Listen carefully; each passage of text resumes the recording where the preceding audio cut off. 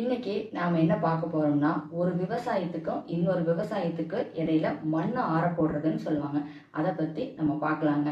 10 மாசம் வெள்ளாமை செஞ்சு காத்திருந்து வெள்ளாமை செய்யற நாம ஒரு 10 நிமிஷம் வீடியோவை முழுமையா பாருங்க. எனக்கு நம்பிக்கை இருக்குது, எல்லாரும் ஸ்கிப் பண்ணாம பாருங்க. வாங்க இப்ப வீடியோக்குள்ள போலாம். இப்போ விவசாயிகள் தங்களுடைய வசதிக்கேற்ப மண்ணை ஆற போடுறாங்க. இப்போ மண்ணை ஆற போடுறது எதுக்குன்னு பார்த்தீங்கன்னா, ஒரு விவசாயத்துக்கும் இன்னொரு விவசாயத்துக்கும் இடையில மண்ணுனானது சத்துக்கள் குறைஞ்சிருங்க. அப்போ மண் தனியை மீள் உருவாக்க செஞ்சுக்கணும். அதுக்காக தான் மண்ணை ஆற போடுறேங்க. ஒரு விவசாயம் முடிஞ்ச உடனே அடுத்த விவசாயத்துக்கு சில விவசாயிகள் என்ன பண்ணுவாங்கன்னா, மண்ணை அப்படியே விட்டுருவாங்க, எதுவுமே விதைக்காம. சில பேர் என்ன பண்ணுவாங்கன்னா, சாம்பல் அல்லது குப்பை போட்டு இது பண்ணுவாங்க. இன்னும் சில விவசாயிகள் என்ன பண்ணுவாங்க அப்படின்னா, நிலத்தை உழுது சணப்பை அல்லது தக்கப்பூண்டு போட்டுட்டு அது 30 to 40 நாள்ல அதை மடிச்சு உழுது அதை உரமா மாத்திடுவாங்க. இதன் மூலம் மண்ணானது இழந்த சத்துக்களான அந்த நைட்ரஜன், பாஸ்பரஸ் அண்ட் பொட்டாசியம் போன்றவற்றை திரும்ப பெறுங்க. நைட்ரஜன் அப்படின்னா தலை சத்துங்க, பாஸ்பரஸ் அப்படின்னா மணிச்சத்து, பொட்டாசியம் அப்படின்னா சாம்பல் சத்து. இவை தவிர கார்பன், ஹைட்ரஜன், கால்சியம், மெக்னீசியம் போன்ற சத்துக்களும் தேவையான அளவு மீளுருவாக்கம் மண்ணில் ஏற்பட்டாதான் அடுத்த விவசாயம் செழிப்பா இருக்குங்க. இந்த மாதிரி ஒவ்வொரு விவசாயத்துக்கு இடையில மண்ணை ஆற போட்டு அடுத்தடுத்த பயிர் செய்யும் போது பார்த்தீங்கன்னா, பயிரில் நோய் தொற்று, பூச்சிகளால் ஏற்படுற தொல்லைகள் இதெல்லாம் எதுவும் இல்லாம நல்ல விளைச்சலை பெற முடியுங்க. இப்போ தெரியுதுங்களா மண்ணை ஆற போடுறது எவ்வளவு முக்கியம்னு. ஆனா இப்போ இந்த தற்போதைய காலகட்டத்துல மண்ணை ஆற போடுறதுக்கு யாரும் முக்கியத்துவம் கொடுக்கறது இல்லை. டிஏபியும் யூரியாவையும் வாங்கி கொட்டி அடுத்த விவசாயத்தை செஞ்சுட்டு போயிட்டே இருக்கிறாங்க. டிஏபி மற்றும் யூரியா பற்றி உங்களுக்கு தெரியும். ஆனா உங்களுக்கு தெரியுமா, பன்னாட்டு நிறுவனங்களில் விவசாயிகளுக்கு எதிராக நடக்கும் ஒரு மறைமுக தாக்குதல் மற்றும் கார்ப்பரேட் கம்பெனிகள் நேரடியாக விவசாயிகளின் பொருளாதாரத்தின் மீது நடைபெறும் கொள்ளை, இவற்றை பற்றி நான் சொல்றதை விட நம்மாழ்வார் ஐயா பல தடவை சொல்லியிருக்காருங்க. 2ஆம் உலகப் போரின் போது வெடிகுண்டு மற்றும் ஆயுதங்கள் செய்த கம்பெனிகள் மீதமான மருந்துகளை செய்வதறியாமல் வெடிவிப்புகளை உரமாக மாற்றி விற்க முடிவு செஞ்சாங்க. இந்த வெடிவிப்புகளை பார்த்தீங்கன்னா மேற்கத்திய நாடுகள்லாம் வாங்க மறுத்துட்டாங்க. வளரும் நாடுகளான, அதாவது நெல், கோதுமை அதிகம் பயிரிடும் நாடுகளான இந்தோனேசியா, மலேசியா, இந்தியா, ஆப்பிரிக்கா போன்ற நாடுகள்கிட்ட விற்க ஆரம்பிச்சாங்க. ஆரம்ப காலங்கள்ல நம்ம பயிரிட்டு இருந்தது இயற்கை உரங்களை பயன்படுத்தி நெல், கோதுமையில பயிரிட்டு இருந்தோம். அப்போ இந்த ரசாயன உரத்தை ஏத்துக்காம அந்த தாள்ல சரிஞ்சு போச்சுங்க. அப்ப என்ன பண்ணாங்கன்னு பாத்தீங்கன்னா, பிலிப்பைன்ஸ் நாட்டில் உள்ள IRRI international rice research institute, இந்த ஆராய்ச்சி நிறுவனம் புதிய வகை நெல் ரகங்களை கண்டுபிடிச்ச ஆரம்பிச்சாங்க. அதாவது IR1, IR2 இந்த மாதிரி பல ரகங்களை கண்டுபிடிச்சிட்டு இருந்தாங்க. IR8 அப்படிங்கிற ரகம் நம்ம அந்த ரசாயன உரத்துக்கு ஏத்துக்குச்சுங்க. அப்ப இது 1970களில் இந்த ரகம் இருந்ததுங்க. இப்பவும் பாத்தீங்கன்னா நம்ம ஊர்ல ஃபேமஸா இருக்கிறது என்ன ரகம்னு பாத்தீங்கன்னா IR20. இந்த ரகங்கள் தான் அந்த ரசாயன உரங்களுக்கு ஏத்துக்குச்சுங்க. அப்புறம் நம்ம சொல்லவா வேணும், இதுக்கு டிஏபி, யூரியான்னு பெயர் வச்சு வர ஆரம்பிச்சுதுங்க. உடனே நம்மளும் மண்ணுக்கு நல்ல கருன்னு வருதுன்னு சொல்லிட்டு அதை வாங்கி கொட்ட ஆரம்பிச்சோம். போக தான் தெரிஞ்சுது நம்ம மண்ணை மலடாக்கி விஷமா மாத்திட்டு வரங்கிறது இப்பதான் தெரிஞ்சிருக்குதுங்க. இப்போ டிஏபி அப்படின்னா என்னன்னு பார்த்தீங்கன்னா, டை அமோனியம் பாஸ்பேட். இது நம்ம விவசாயிகளுக்கு நன்கு தெரிஞ்ச உரங்க.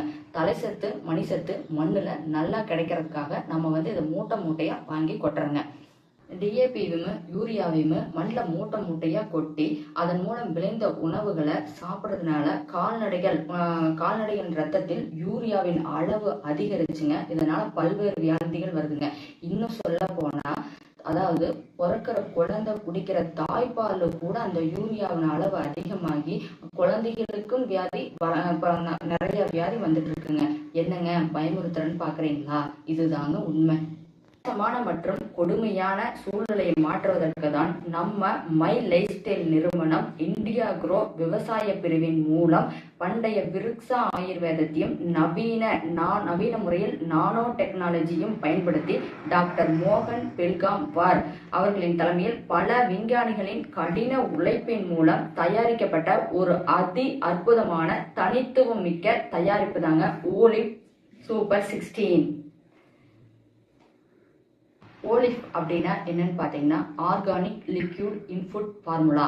ஓலிஃப் என்பது பயிர் வளர்ச்சி மற்றும் மலர்ச்சியை மேம்படுத்துவதற்கான ஒரு புதிய தயாரிப்பு மற்றும் ஒரு ஒட்டுமொத்த தாவர ஆரோக்கியத்தை நிர்வகிப்பதற்கான ஒரு முழுமையான தீர்வா செயல்படுதுங்க.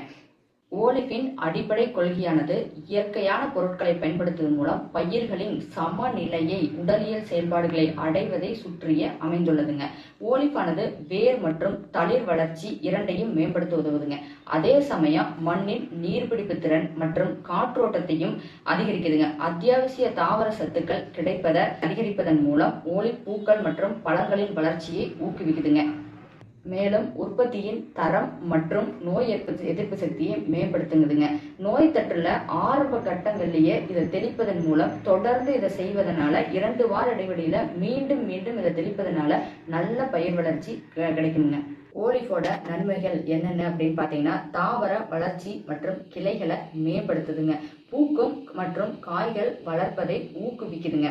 காலநிலைய மாற்றத்திற்கு ஏற்ப தாவர வளர்ச்சியை மேம்படுத்துதுங்க. தாவர நோய் எதிர்ப்பு சக்தியை அதிகரிக்குதுங்க. பயிர் விளைச்சல் மற்றும் உற்பத்தி திறனை அதிகரிக்குதுங்க. உற்பத்தியின் தரம் மற்றும் அடுக்கு ஆயில மேம்படுத்துதுங்க.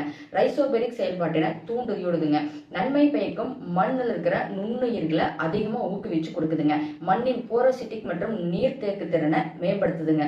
மண் சத்து கிடைக்கிறத மேம்படுத்துதுங்க. இப்போ ஒட்டுமொத்தமா பாத்தீங்கன்னா ஓலிஃபின் பயன்பாடு மண் மற்றும் தாவரங்களின் ஆரோக்கியத்திற்கு மறுசீரமைப்பதற்கும் பராமரிப்பதற்கும் ஒரு சிறந்த அணுகுமுறையா கண்டறியப்பட்டிருக்குதுங்க. இதன் விளைவாக மேம்பட்ட நல்ல சிறப்பான விவசாய விளைவுகளை ஏற்படுத்துதுங்க. இப்போ ஓலிஃப்ல என்னென்ன கலந்துருக்குறாங்க அப்படின்னு பார்த்தீங்கன்னா, ஆர்கானிக் கார்பன் 15%, அதாவது அத்தியாவசிய ஊட்டச்சத்துக்கள் இருந்து சர்காசம் சாறு 20%, அமினோ அமிலம் 20%, ORI சாறு 0.1%, சாம்பல் சாறு 0.2%, கரைப்பான் 42%, மொத்தம் 100%. ஓலிஃப் பார்த்தீங்கன்னா 1/2 லிட்டர் பேக்ல கிடைக்குதுங்க. இது 1 ஏக்கருக்கே 1/2 லிட்டர் போதுமானதுங்க. இப்போ இந்த பயிர்களுக்கு ஏற்ப நாம சொட்டு நீராகவும் கொடுக்கலாங்க, இல்ல இலைவழியாகவும் தெளிக்கலாங்க. நம்ம விவசாயிகள் அதிகப்படியா செய்யக்கூடிய விவசாயம்னு பார்த்தீங்கன்னா நெல், வாழை, கரும்பு, குச்சிக்கிழங்கு, மஞ்சள் இந்த மாதிரி விவசாயம் தாங்க. இப்போ இதுல நம்ம பயன்படுத்துற உர அளவு என்னன்னு பார்த்தீங்கன்னா, DAPயும் யூரியாவும் ஒரு ஏக்கருக்கு பார்த்தீங்கன்னா 4 முதல் 6 மூட்டையுமே, யூரியா 3 முதல் 5 மூட்டையுமே நான் ஒரு குறிப்பா சொல்றேங்க, இந்த அளவுக்கு கொட்டுறாங்க வாங்கி. ஆனா இதே நெல் விளையிறதுக்கு பார்த்தீங்கன்னா 90 நாளுக்குள்ள 3 தடவைக்கு மேல யூரியாவும் DAPயும் நாம வாங்கி கொட்டிடுறோம். ஆனா நம்ம ஓலிஃப் பார்த்தீங்கன்னா வெறும் 1/2 லிட்டர் போதுமுங்க. இதன் மூலம் உரச்செலவானது வெகுவா குறைஞ்சிருங்க. உரத்தை மூட்டையா கொட்டி மண்ணை கெடுக்கிறதுமே குறைஞ்சிருங்க. ஓலிஃப் மூலம் நல்ல விளைச்சல் கிடைக்குங்க. இந்த ஓலிஃபை விவசாயிகளாகிய நீங்க வாங்கி பயன்படுத்துமாறு கேட்டுக்கிறேங்க. இந்த ஓலிஃப் எங்க கிடைக்கும்னு பார்த்தீங்கன்னா, டிஸ்கிரிப்ஷன்ல எங்க வாட்ஸ்அப் நம்பர்